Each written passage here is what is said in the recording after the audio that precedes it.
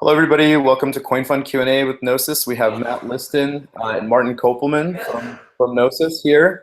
Guys, both of you have been around the blockchain space for a good while.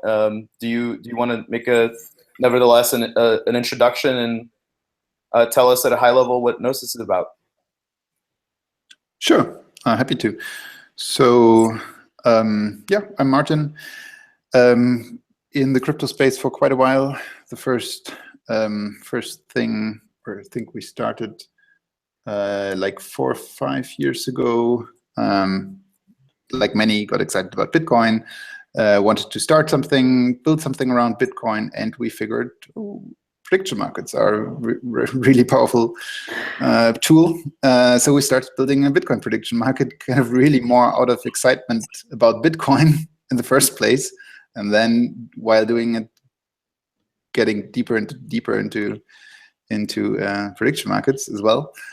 So, and then, yeah, this was Bitcoin prediction market, then started Gnosis 2 years ago. Cool. So Gnosis is a prediction market platform. What, like generally speaking, what is that in a few sentences? Right. So prediction markets are, in principle, a super simple concept. So basically, the idea is just you can turn any information or any future event in the market. So whatever will happen or whatever can happen, you can have a market on it, and basically measuring the likelihood of it to happen. But another way to look at it is, of course, well, say just it's betting. So it's a bet that something will happen. But it's not just kind of what people would call gambling. It's much more. So an insurance, in our view, is also kind of just a bet.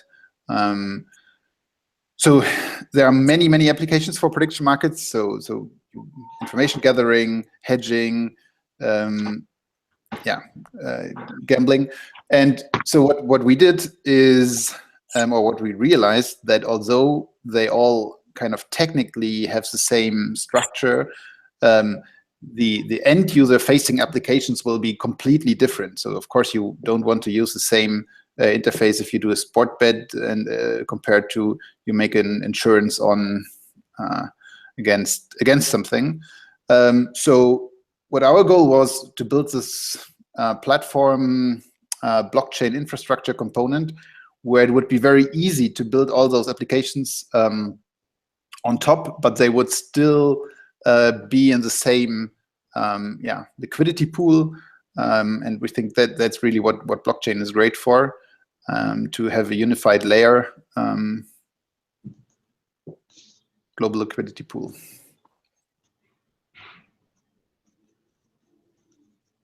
Sorry, you're muted, Jake. Can you talk a little bit about, there have been prediction market platforms, certainly, in the world for many years. What separates just kind of regular prediction markets from prediction markets in blockchain? And of course, we know there's a few projects in blockchain that are focused on these kinds of products or at least technology. Right. And then how do you guys differentiate from those products? Right. So first of all, I would say there has not been a prediction market platform. So at least not in the sense we imagine it. So I mean, just a short, brief overview of history of prediction markets. So there was one bigger prediction market called InTrade, but it was that was mainly on events like politics, so who becomes next president were kind of the most famous events, but it was certainly not this approach that it was kind of this global liquidity platform, and then you have those very different applications on top of that liquidity pool. So talking about, I mean, too many open questions at the same time. So if you want to compare us to Augur, the other prediction market, in the space. I've gotten careful talking about this is them and this is us, because then they say, well, this is wrong. So I focus on what we do. I think our focus is definitely more on this. Gnosis is not necessarily an end consumer product, but a product or platform where you build those different applications on top. So if you go to our website, Gnosis PM, there's just a rough overview of applications we have in mind. So we present there's this hunch game where you can predict or kind of bet on gossip stuff. So who becomes the next Oscar? Who will George Clooney and Amal file divorce, or some stuff like that. Then there's a completely different application. We call it the price discovery application, or for artworks for auction houses, and we have someone who's specifically interested in this and a potential partner to build that. So story is auction houses like Christie's, they sell off pieces, and they give the seller a guarantee up front that they will sell their whatever piece for at least 15 million, for example. If they sell it for 12, it's quite expensive for them because they have to pay out 15. So they are very interested in a precise forecast. And why not use a prediction market for this? So and that shows also a second application. It's not only the forecast. They could also have a kind of a short position, or they could hedge in the market against a lower value. So they could basically bet on a lower value.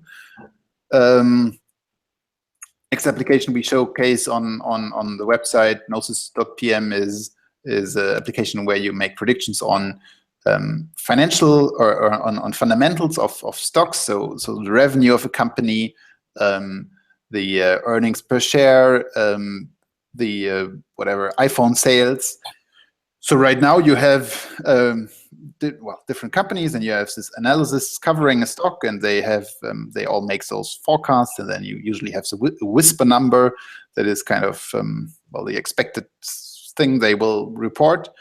But you have those 30 analysts all coming up with their number, and why not have a market to aggregate all those information to one reliable number? But I could go on with talking about more applications, but to come back to your question, yeah, the focus is really enabling those very targeted applications and not trying to build the one user-facing applications that would somehow try to cover all those applications with one user interface or with one product. Mm-hmm. So if I can summarize or try to distill that, right.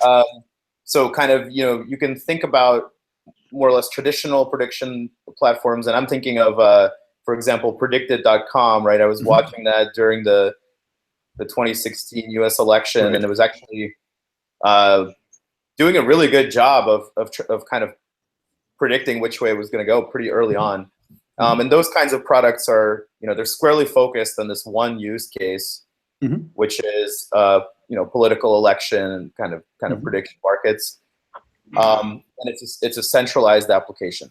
What you guys are proposing is a decentralized application, and also not so much focusing on one area, but really presenting it as a platform. And so, so you're saying that there's going to be multiple applications for prediction markets. I think probably most of our audience is familiar with that idea if they're looking into blockchain, if they are familiar with some of the other products and how prediction markets work. But what I think is interesting is how you guys have kind of conceptually separated it out into what you call a base layer, a middle layer, and an application layer.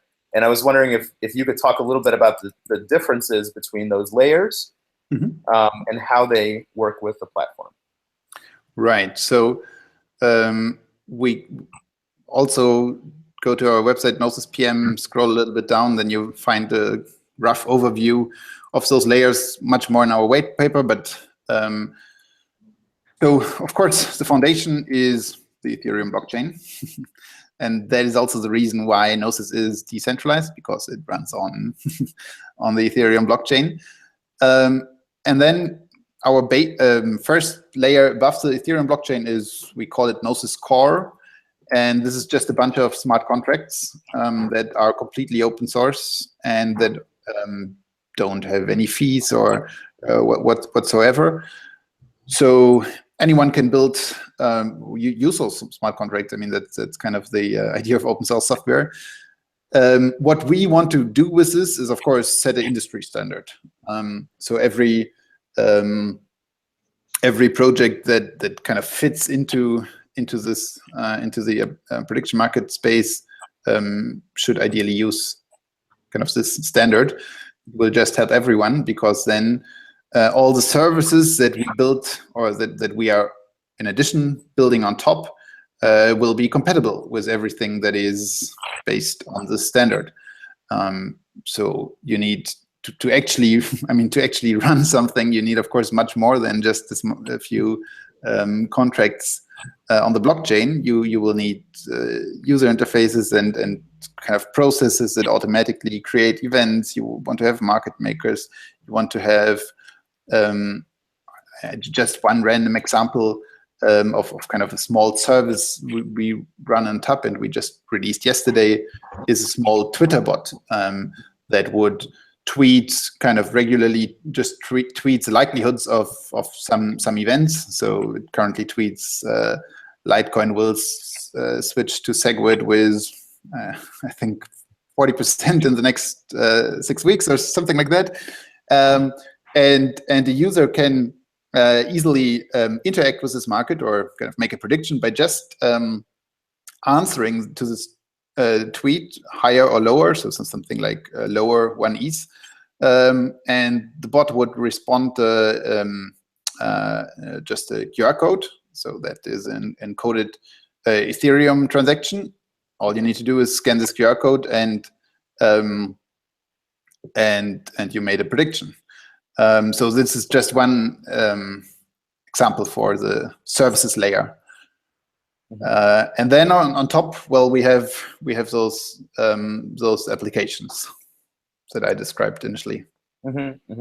So just going off of the core layer, just those applications that I described initially. Oh, what's going on here? Sorry, 1 second. So my question is, like in building on Ethereum, immediately, like 2 reasons come to mind, like why you'd want to do that. One would be, kind of trustlessness and anonymity in the underlying platform. And another would be, obviously the ability to really easily transfer value electronically, which is like the value proposition of cryptocurrencies and and other kinds of tokens. So would you say what's driving the kind of decision to build on a decentralized network like Ethereum, and what do you see as the most important issues there? Right. So I would say yes, this easy transfer of value is super helpful. But I would go further and would say I see a future where really every platform is built decentralized, and the reason might be surprising or not so obvious. So to me, the core concept of a decentralized platform, and in the sense, Gnosis is just one example. It can be applied to eBay, to Airbnb, to whatever, is that the core of all those platforms are network effects. So all those platforms get more valuable if everyone agrees to the same platform. So I mean, just a random example: Uber and Lyft. In some sense, it would be better to only have one platform. If you are a customer and you want to order a taxi, well, you don't want to use or check 2 different apps where the next driver is. You just want to be on one platform where all the liquidity is, all the drivers, and that would be the highest, that would be the most efficient solution. So in traditional kind of Silicon Valley world, and really all the unicorns of the last years, all of them have been exactly those platforms. You only get this, or you get this efficiency if you have a de facto monopoly. And to me, that is really the promise of a decentralized platform, that you get the efficiency of one platform and all the liquidity on one platform, without the disadvantages of a monopoly and too much concentrated power. So why? So kind of that is kind of a meta argument of why it would be kind of from society a better thing to have those decentralized platforms. But there is also a very practical argument for someone who wants to start such a platform to build it in a decentralized way, and that is that it will be easier to convince others to build on that platform. So if we would be just a normal centralized prediction market platform, we would still go to other people and say, well, please build on our platform, but they would well, basically get dependent on us. So I personally would never build my startup, my business on top of another normal company. I would not build around the Twitter API or the Facebook API, because I would be 100% dependent on them. So they could anytime say, we closed your business, or we now want to do this, or we change the terms of services, or whatever. And that's not the case with a decentralized platform. So if someone builds on Gnosis, they know exactly what the rules are and what the contracts are. And it's kind of basically this idea of permissionless innovation. So they build whatever they like, and they don't have to ask us. And we can't. Yeah.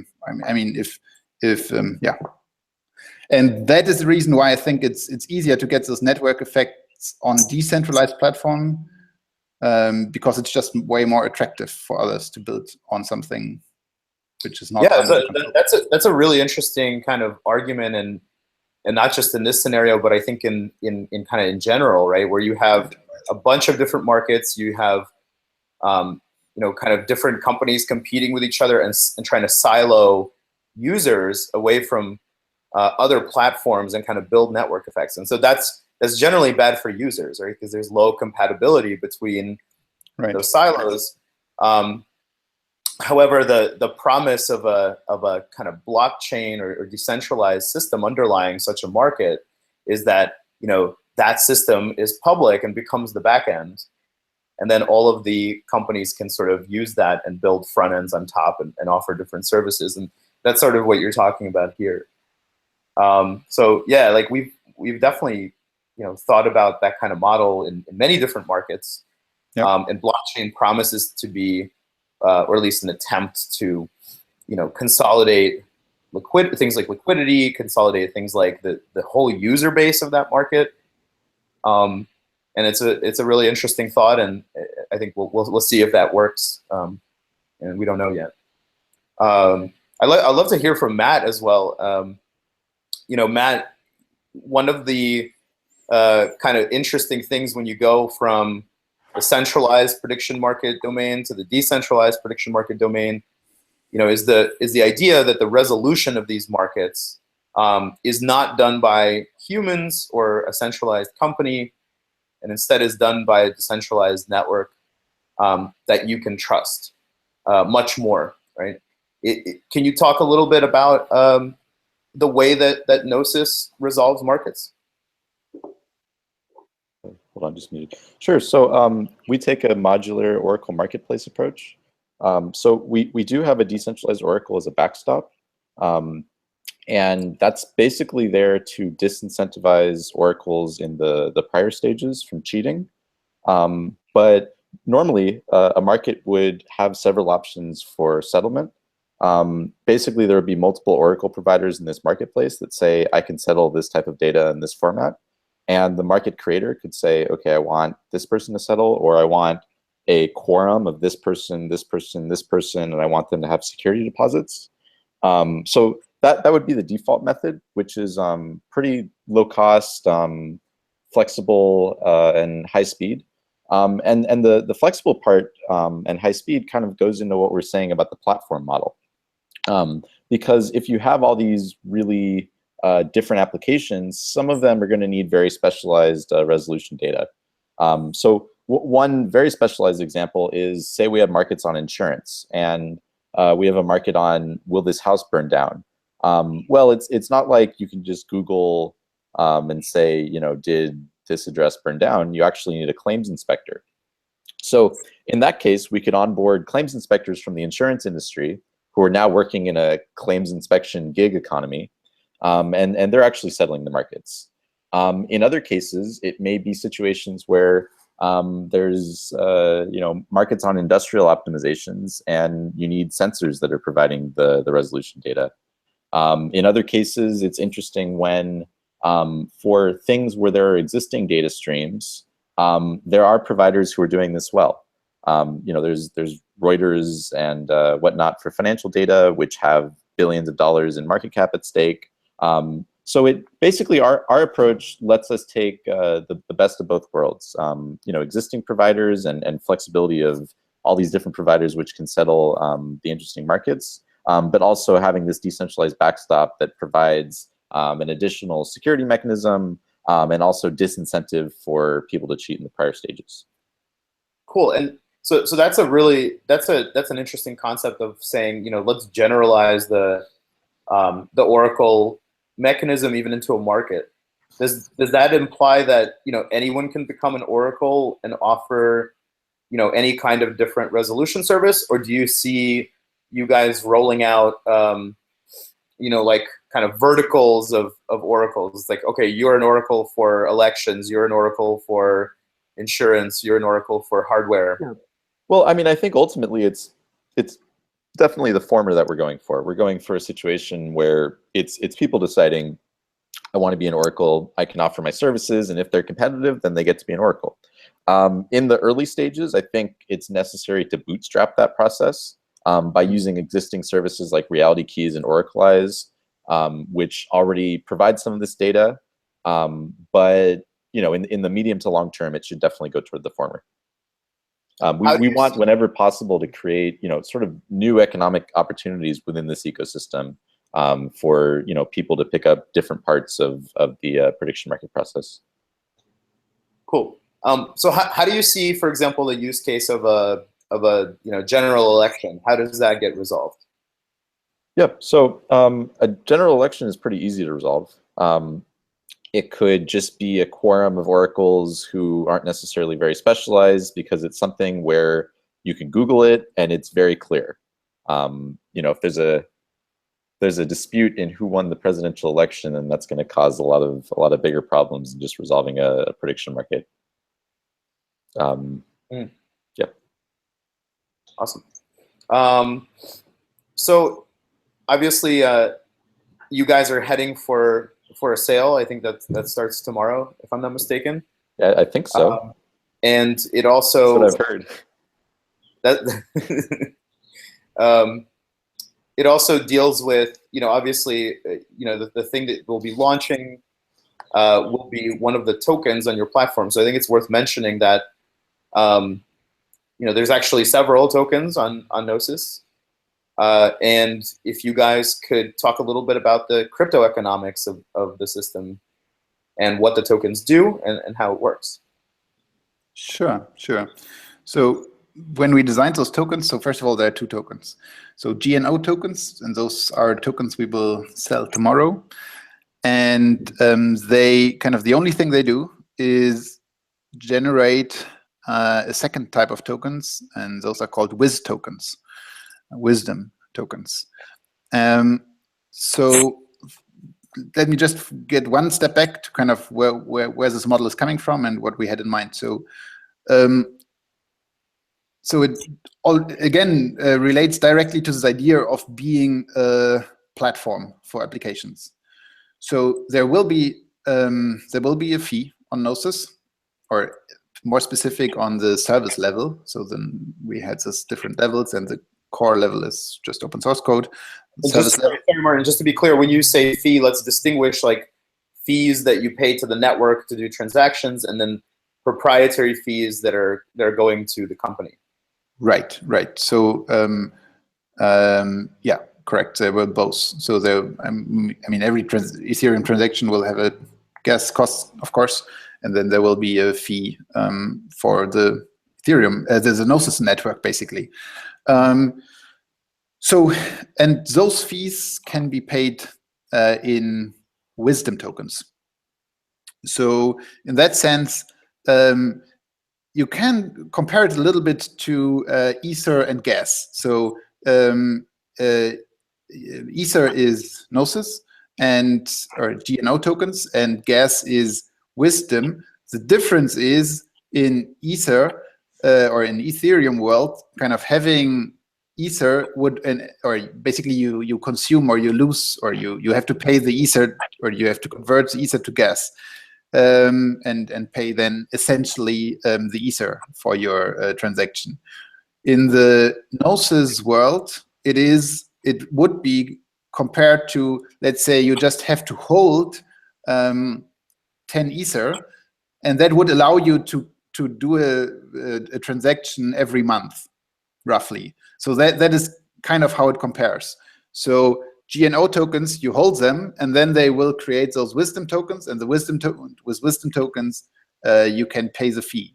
So what we had in mind when we designed the system is we want to make it as attractive as possible to build applications on top of Gnosis. And how it should feel, or how it should effectively work, is that you have a one-time purchase of those GNO tokens, and then you can, to some extent, use the platform for free, because from that moment on they will generate those wisdom tokens, and that's what you can use to pay the fees. So in some sense, it should feel like buying Gnosis tokens is the license, and then if you hold them, you can use the platform for free. I mean, those are only comparisons, because you need to have enough GNO, and how much Wiz is generated depends on how much is the platform used and so on. But roughly, this is where we are coming from. Mm-hmm. So you see, like so someone who is a participant in the launch event, they basically get the first distribution of GNO. They Right. can then generate fees. They can become users of the platform. What Right. about people who are going to come in, 6 months down the road, who would like to be users but need Wiz tokens to kind of Right. pay the fees? Would they have to find some way of obtaining? Right.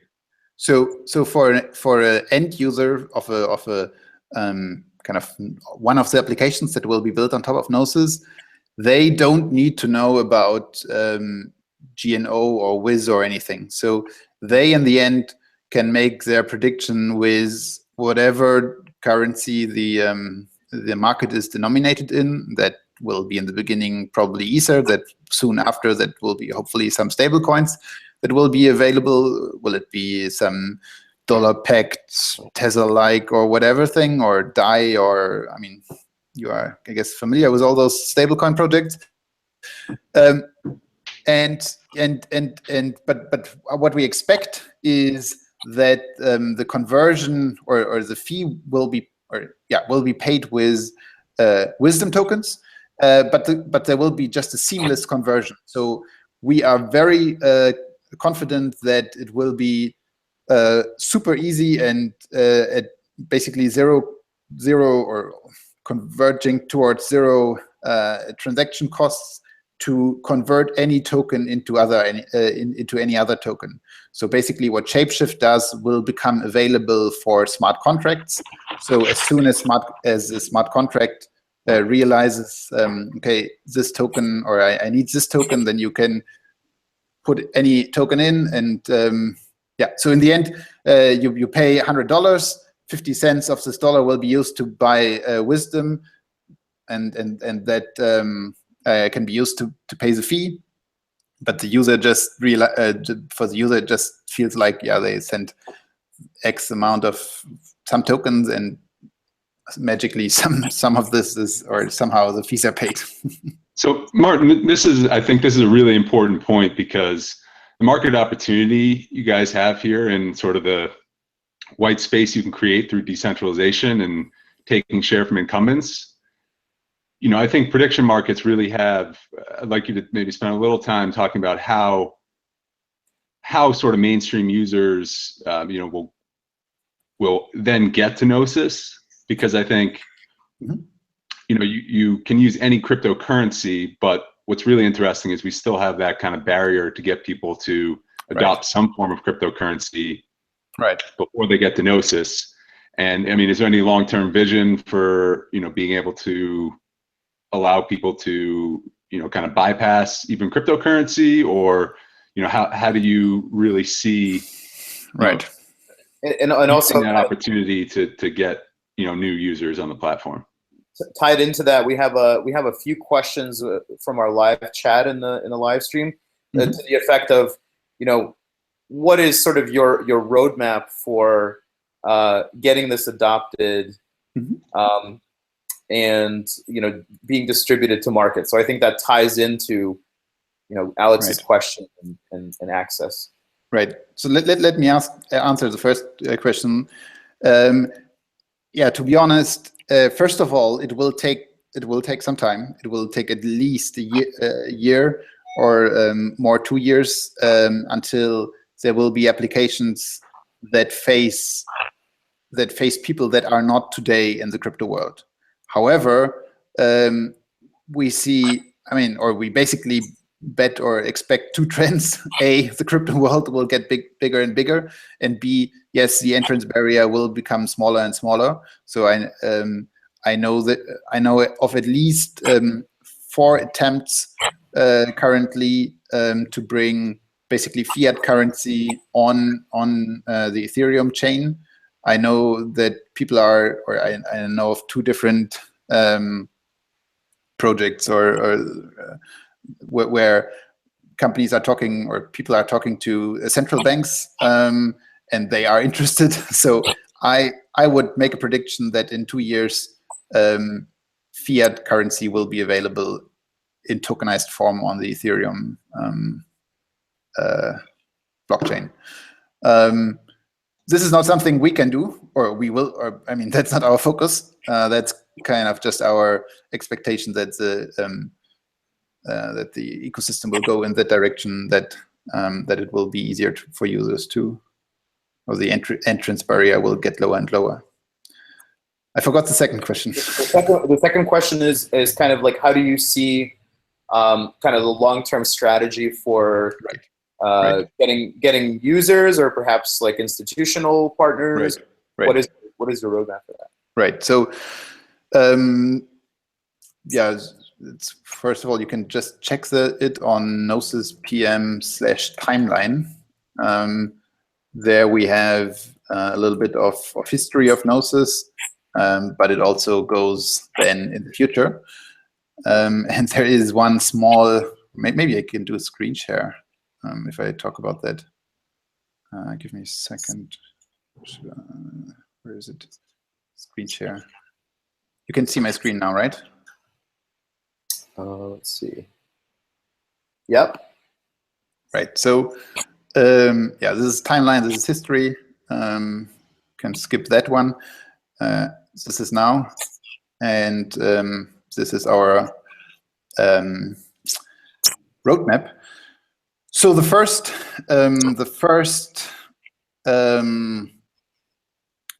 user. The first end user friendly application will be what we call the Gnosis AMA. And how that will work is anyone, this will still be targeted to people who are already somewhat in the crypto space, or already have some form of cryptocurrency, but it will be a real end user facing consumer application. So the idea is that anyone can ask a question, something like, will Bitcoin hard fork? Will Ethereum switch to proof of stake?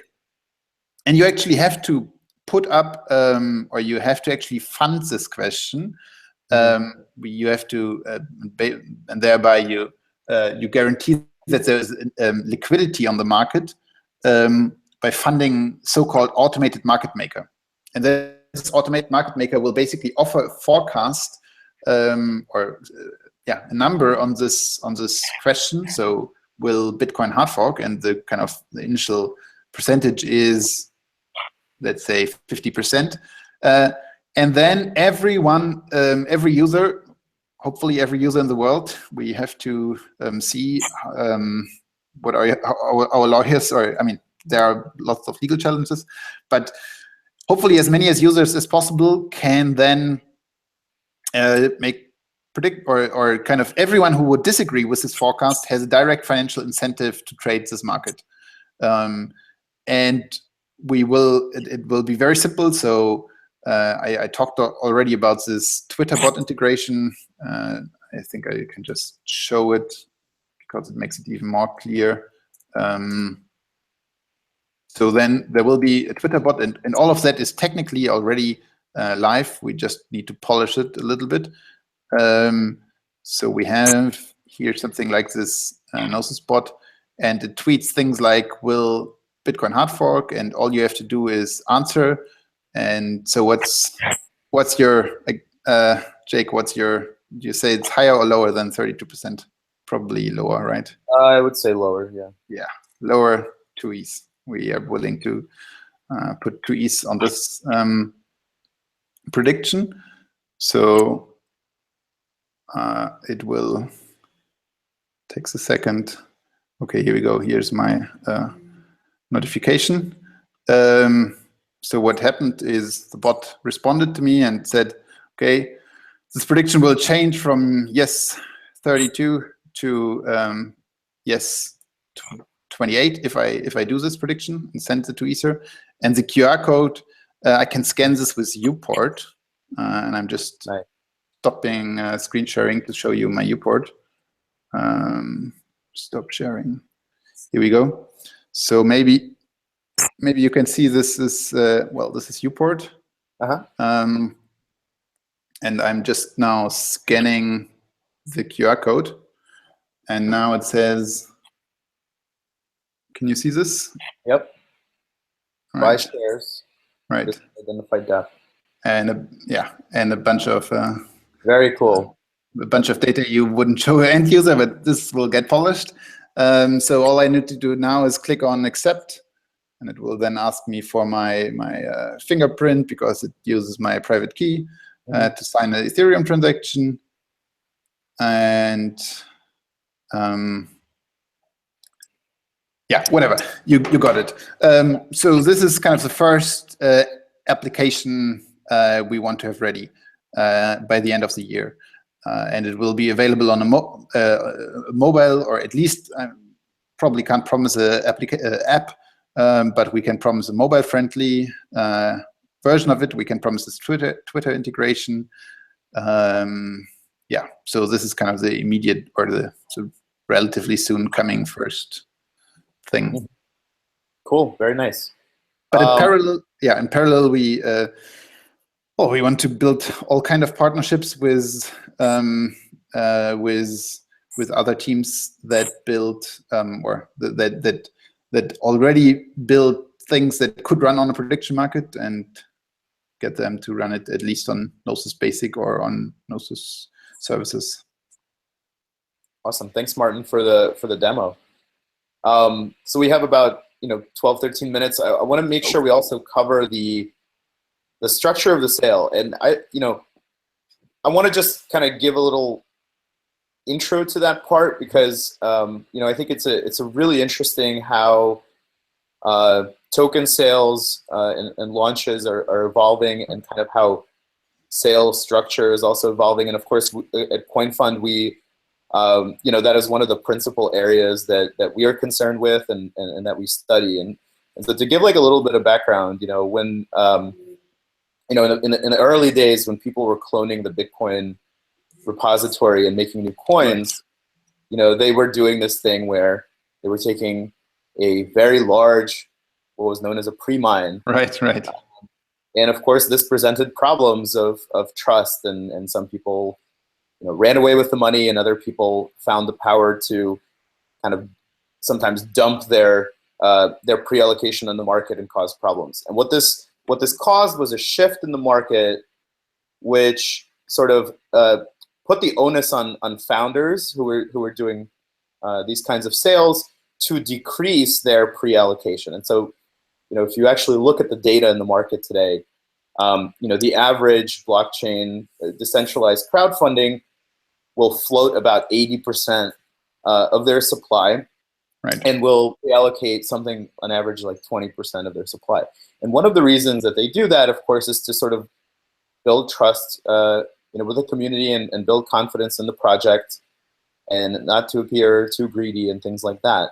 And the disadvantages of those of that model is reflected in the fact that, first of all, that's not if you're thinking like a startup, that's not necessarily the best way to do a fundraising round. And the very simple example, right, is like if you're doing a competitor to a ride-sharing service like Uber and Lyft, these are very powerful and rich incumbents.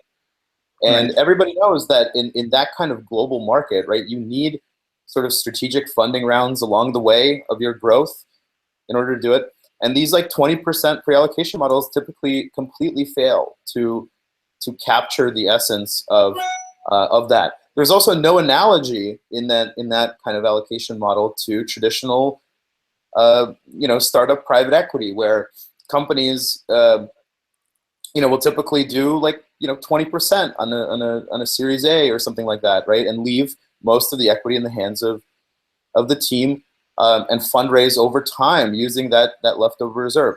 So in the blockchain space, for kind of exogenous reasons, right, people have been kind of bottlenecked into this model that is not really analogous to what we have a lot of experience with.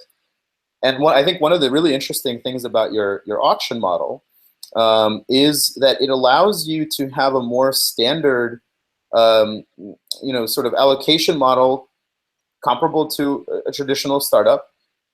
It allows the market to evaluate that correctly, right? So, at least in theory, right? This is one of the experiments that we will run. That despite the fact that you guys are floating a small minority amount at the sale, you're giving the market an opportunity to actually evaluate the supply correctly. And then you're leaving your company inside of a model that looks more like a traditional allocation model. So could you guys give us an overview of what you're thinking for the auction and how you came to that model, and how you think it will work out? And I'm sure Alex, who's been following it for a while, will have questions as well. Yeah. So first of all, very frank, very direct. I at this point expect, or just from the interest we got, that yes, we or the company will retain big majority of the tokens. So this is everyone should know that. So it's good that you came up with this history, and yes, it's important to know, or why are we at the standard at 10, 15, 20% for the founders? I would say yes. First, it's really important to differentiate between different tokens. So there are those tokens, kind of what you said, the Bitcoin clones, which are meant to be used as a currency. So what does it mean? Well, it means, or in those systems, the value purely comes from enough people agreeing that they will use this as a currency. So in that sense, the value of those tokens come from the community. And there it's very, very understandable that you have those terms pre-mine and kind of you have the sense for it should be fair, because the value comes purely from the community that uses this thing as a token. So it's very understandable that, yeah, big percentage should also go to the community. So the next thing is, then there are tokens where it just doesn't make sense if one if one entity would have more than 50%, and that would be, for example, everything was voting included. I mean, Augur wouldn't make sense, to be frank, if Augur would hold more than 50% of the tokens, because then, I mean, they have this decentralized voting mechanism with rep voting. Yeah, that wouldn't just make sense. Also, every other project, Tezos, and everywhere where you have voting and the 50% shareholder, yeah, it just wouldn't be decentralized. So Gnosis tokens really are just about those fees, essentially, or those fee credits. They give those fee credits, this wisdom. So the comparison, or if some people, I mean, I've seen this argument quite a lot. Oh, if they hold 80–90%, it's not decentralized. Well, look, for example, at ETH Delta. So they are, everyone calls them a decentralized exchange, and they take a fee, and they get 100% of the fee. So if they would start a token and create 10 million tokens and kind of distribute the fees according to the tokens, would they still be a decentralized exchange if they hold 100%? Yeah, probably yes, because it runs on Ethereum. So kind of this as just some thoughts about why we think, or why we argue Gnosis will be a decentralized platform and prediction market, even if we hold the majority of the tokens. So now, very concrete. Let me ask just so we can sort of simplify. Sure. But what plan to do with the tokens the winds up holding, right? Are you guys going to stake all the GNO, so then fee credits you guys and sold, or sort of one, that dynamic, and two, and sort of the starting point of your decreasing reverse Dutch auction, because this, I think, teams have the most information advantage and should really what they need and what sort of makes sense. And obviously you can sort of leave a little bit up to the market, but starting at such a high discrepancy for a number of days between that balance is something I think would like to just hear your thoughts on. Right. So first of all, I just give a short summary of what we have declared already publicly, what we do with the retaining tokens. So first of all, we will be quite conservative when it comes to paying out or giving some tokens to team members personally.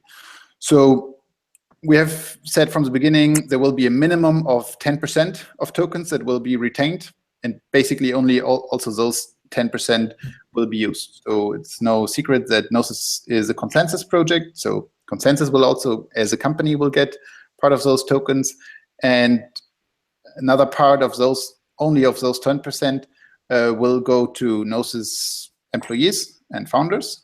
But also here we are, in my opinion, or well, we have a model that we only give those tokens over a 4-year period. So yeah, people, it should really be about long-term incentives. So then there is a bunch of tokens that, or there might be, or I think it's quite likely that there will be a bunch of tokens above this 10%. They will be retained by the company. We made the promise, or we made the statement that 99% of those tokens will be at least locked, or kind of not moved, not exactly about the exact wording, for a year. In general, what we want to do, kind of what the main thing is we want to do with those tokens is get projects on the platform. So what we think, or what we try to do, is things like, oh, there's a project that does this and that already, and that could run on Gnosis. Well, we would try to make deal with them and say, okay, you get X tokens over the next 2 years if you build a Gnosis platform. And another thing is, of course, do another sale. So if in 1-2 years we have hopefully a consumer-facing platform and we are hopefully much bigger, well, we could probably sell more tokens. So the amount you might allocate to partners is sort of discretionary, or do you have thoughts around how you would determine how much you allocate to, a certain, partner?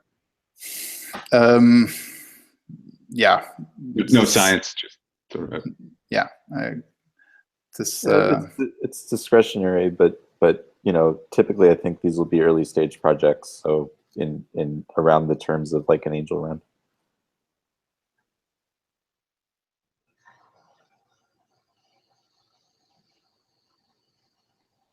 Cool. So, sorry, Alex, did you have another question, or? No, I was just trying to get a sense for. There was one more question. The starting price, right? Yeah, and the other one would be just kind of the starting price. How you guys chose that? Right, great. So maybe a little bit short about the history, how we ended up with this auction model.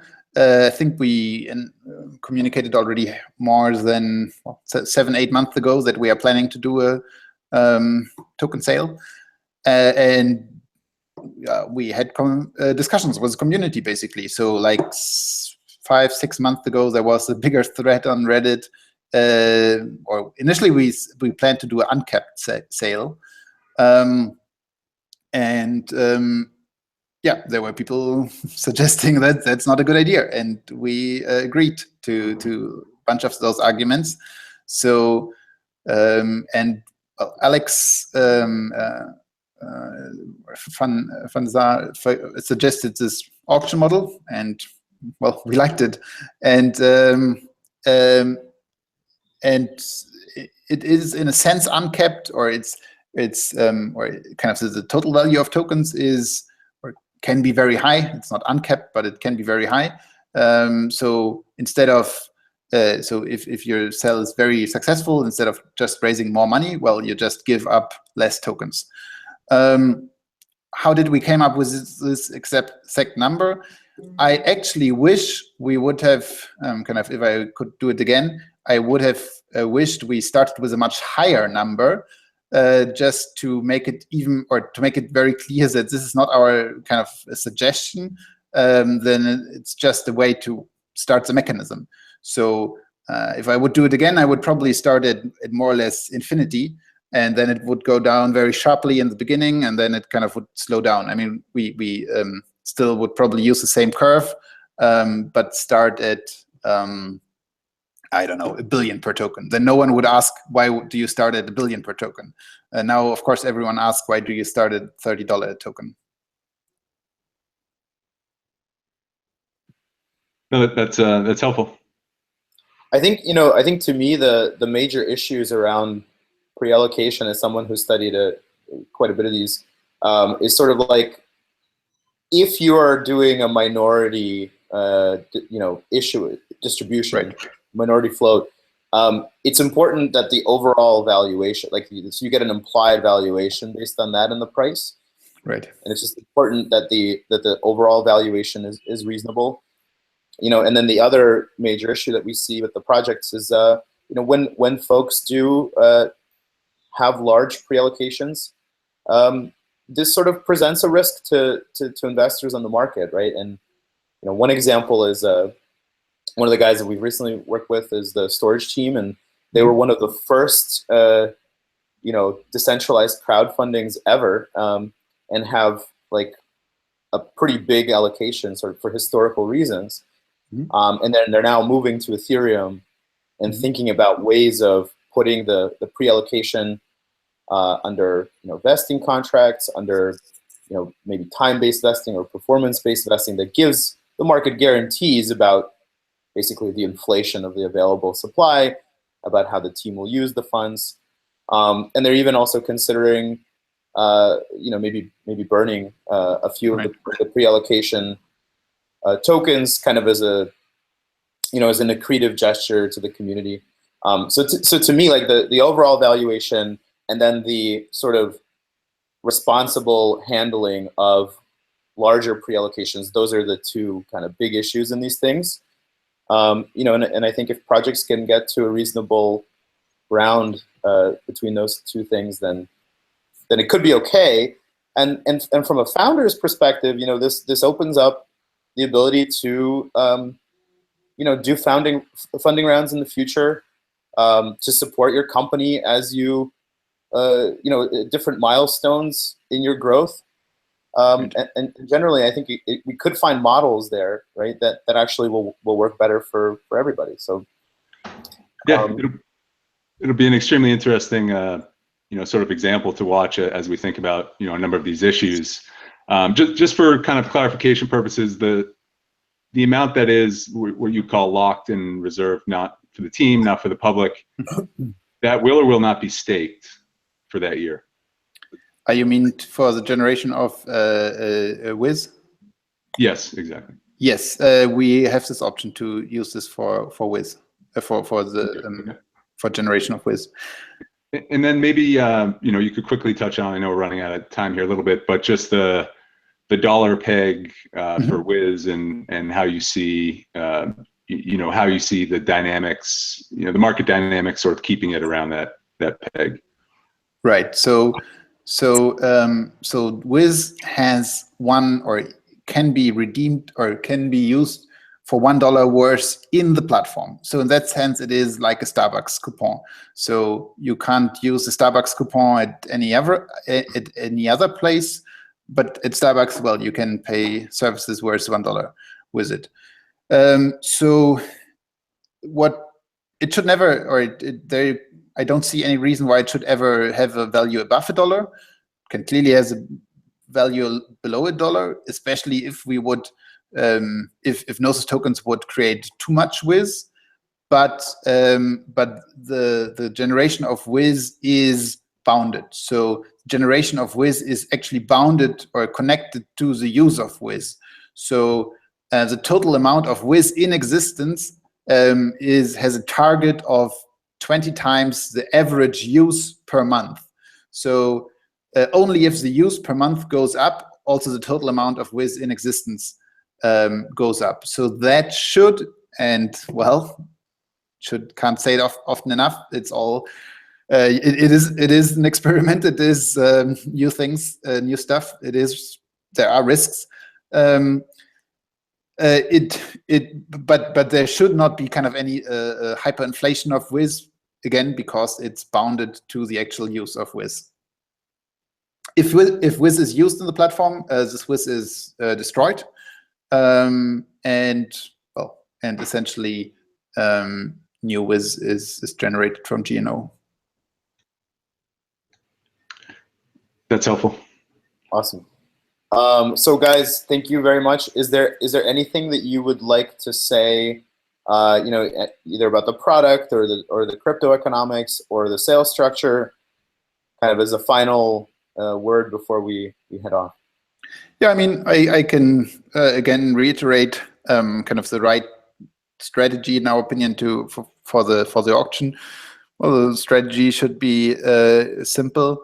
Determine the price you are paying, you are willing to pay per GNO, and then wait for this price. And either it sells out before, well, then essentially other people are willing to pay more per GNO to this price, and then you're guaranteed to get this price or a better price. And what is also kind of important for us is everyone who will participate in this sale will get the same price. We have not sold any GNO at this point, so there was no big bonuses. There is no 50% bonus for early whatever kind of. Everyone will pay the same price, and we will see what the price will be. Can we get a prediction for the prediction market platform? Well, of course, we have market running. We have a live market running right now on exactly this question. I've played around with it. It's been great. Really enjoying it. Awesome. It looks like last I checked, it was about 50% or maybe more above 7, and sort of a couple buckets, the 3 to 5 being the next biggest, and down from there. All right, awesome. Martin and Matt, thank you very much for speaking with us. But so. Oh, sorry. Go ahead. Yeah.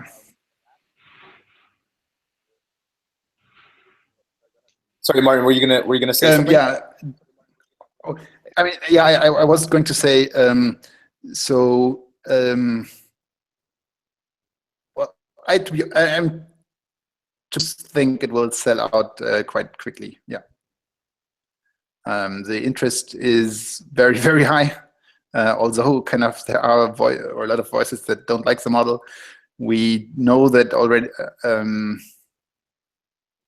Okay, but we will see. All right. Well, good luck. I look forward to following the progress and testing out this new auction model as a way of doing decentralized crowdfunding. Thank you both for joining us today, and we'll see you tomorrow. Thank you, gentlemen. All right. Thanks, guys.